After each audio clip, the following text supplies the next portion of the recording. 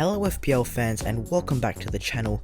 Today we've got the FPL template team for Game Week 11. This is where we look at the most owned players in FPL and create a team of the players with the highest ownership and recommend whether you guys should go with this team or look at other options. Just before we get into the video, please consider getting subscribed to the channel to show your support and also leave a like if you are enjoying these type of videos.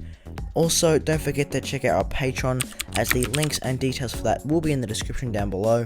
So if you guys want to see some behind the scenes content and some early team reveals, then check that out. And with that being said, let's get into the video. So starting off the team by having a look at the goalkeepers, it's Emi Martinez. Martinez has a 27.2% ownership, which is the most owned keeper in the game. He's coming in at £4.8 million with a total of 42 points. This makes him the 6th highest scoring goalkeeper, only 11 points behind first place, which is Fabianski. In his next 4 fixtures, Emi Martinez has a blank, Wolves, Burnley and West Brom, which apart from the blank are looking like nice clean sheet fixtures for Aston Villa.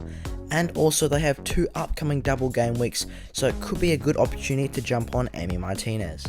And for your second goalkeeper, you could select any 4 million player just for budget concerns.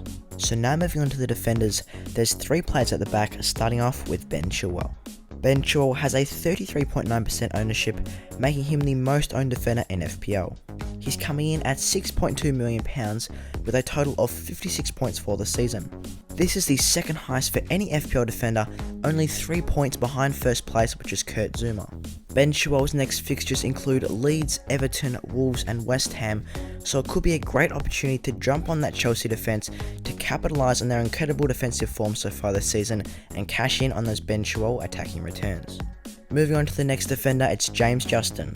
He's coming in with a 23.6% ownership, making him the second most owned defender in FPL. Coming in at £4.9 million, his price has seen an increase of 0.4 million since the start of the season. He scored a total of 35 points, which isn't the best, but just because he was £4.5 million, he's providing such great value for his owners. His next fixtures include Sheffield, Brighton, Everton and Spurs, so especially those next 2 or 3 are looking very favourable for some defensive returns for James Justin, as Sheffield and Brighton have not been the best on attack so far this season. And to cap off the defence, it's Kurt Zouma. Zouma has a 20.2% ownership and coming in at £5.5 million. He scored a total of 59 points this season, making him the top scoring defender in FPL. Similar to Chilwell, he is cashing in on those Chelsea clean sheets, as they have made a very good start to the season, and once again with those fixtures of Leeds, Everton, Wolves and West Ham, those 4 are looking very favourable for some more Chelsea clean sheets. And for the bench, the other 2 defenders can be any £4 million options just to free up that budget for the rest of the team. So now moving on to the midfielders, we've gone with 4 players in the middle of the park, starting off with Heung-min Son. Son has got an ownership of 57.5%, making him the most owned midfielder in FPL. Coming in at £9.5 million with a total of 87 points, making him the top scoring midfielder so far this season. His next fixtures include Arsenal, Palace, Liverpool and Leicester, which obviously aren't the easiest, but Son seems to continuously provide those attacking returns, proving he is such a reliable option to own as an FPL manager. Moving on to Jack Grealish, he has got a total of a 42.1% ownership, making him the second most owned midfielder in FPL. He's coming in at £7.7 million, so around that mid-range bracket, with a total of 71 points, making him the 4th highest scoring midfielder so far this season.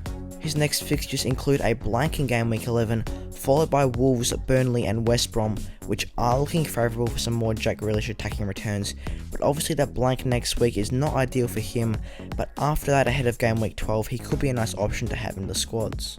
Moving on to Bruno Fernandes, he has a total of a 38.9% ownership, making him the 3rd most owned midfielder in FPL.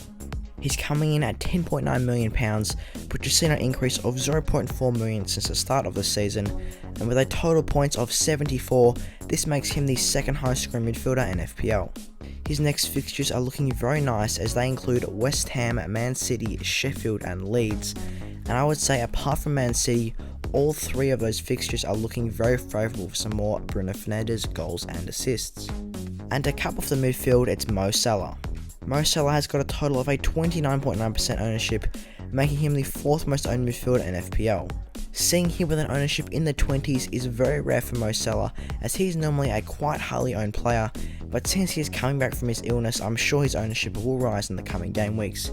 Currently he's priced at £12.2 million, making him the most expensive midfielder in the game. He has scored a total of 73 points this season, making him the third highest scoring midfielder in FPL, only behind second place of Bruno Fernandes by 1 point. His next fixtures include Wolves, Fulham, Tottenham and Palace, so they are looking very nice for some more Mo Salah returns, as he has been in good form this season and these fixtures look like a great opportunity for him to continue his impressive start. And on the bench for midfield, you can have any 4.5 million player just for budget concerns. So now moving on to the forwards, there's 3 players up top, starting off with Dominic Calvert-Lewin. Calvert-Lewin is currently the most owned player in FPL, coming in with a very high 61% ownership. He's coming in at £7.9 million and is more of a mid-range option, but is proving to be great value for his owners so far this season. So far he has tallied 72 total points, making him the second highest scoring forward in FPL. His next fixtures include Burnley, Chelsea, Leicester, Arsenal, which are looking a bit tricky, but especially with that Burnley fixture coming up, he could be a good one to target if you aren't currently a Dominic Calvert-Lewin owner. Moving on to Harry Kane, who has a 42.9% ownership, making him the second most owned forward in FPL. Coming in at £10.9 million, he is more of an upper range option, but after compiling 86 total points so far this season, he is the top scoring forward. His next fixtures do look a bit tricky though, as they include Arsenal, Palace, Liverpool and Leicester, but when playing FPL it is important to prioritise form over fixtures, so even though Harry Kane has got some difficult upcoming games, it could be worth it to hold on to him. And to cap off the forward line, it's Patrick Bamford. Patrick Bamford has a 34.8% ownership, making him the third most owned forward in FPL. Coming in at £6.1 million, he is a mid to lower range option, but is proving to be great value so far this season after compiling 62 total points. This makes him the 5th top scoring forward in FPL, and with the next fixtures of Chelsea, West Ham, Newcastle and United, he's got a bit of a mixed bag, but he is getting so many big chances, so you think sooner rather than later he will get himself on the score sheet for Leeds and get those attacking returns. So that's all we've got for today for the FPL template team of Game Week 11. I hope you enjoyed the video. If you did, please subscribe to show your support for the channel, and also leave a like if you enjoyed the video. And with that being said, I'll see you guys in the next one.